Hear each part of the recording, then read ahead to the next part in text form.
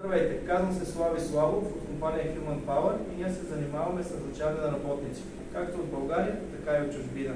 В момента съм в Корте ди Лето, където с мен е Петю. Ние при тях сме назначили в момента 10 човека. Петю, можеш ли да ми разкажеш как се казваш, какво правиш, как се справят хората? Здравейте, казвам се Петю Панталев, Корте ди Лето. Хората се справят перфектно, без значение какъв тип работа им задаваме, колко време трябва да работят и така нататък.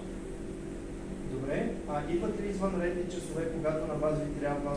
Когато сме ги помолили, винаги си идвали. Разбира се.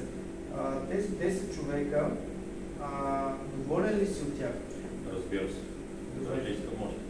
Благодаря ти много. Да. Може ли да ни кажеш само към компаниите, които още се притесняват, дали тези хора ще си свършат работата или съответно дали ще идват на работа? Какво да... Значи смело мога да ви кажа, не се притеснявайте, хората работят, разбрани са. Няма никакъв проблем с тях. Благодаря ти, Петю.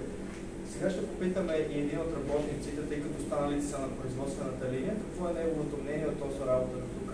Hi Rob, can you say something about the work here? Are you happy? Yes, I am very happy in our company. This company we have different work. Thank you so much. I am very happy in this company. Did you know some words in Bulgarian now, Rob? Yes, Izdrasti and Dobe, no da, ciao, veganes. Okay, thank you so much, Rob. Good. Bye bye for now. Bye bye. Ще се радвам да говорим заедно, ако имате интерес.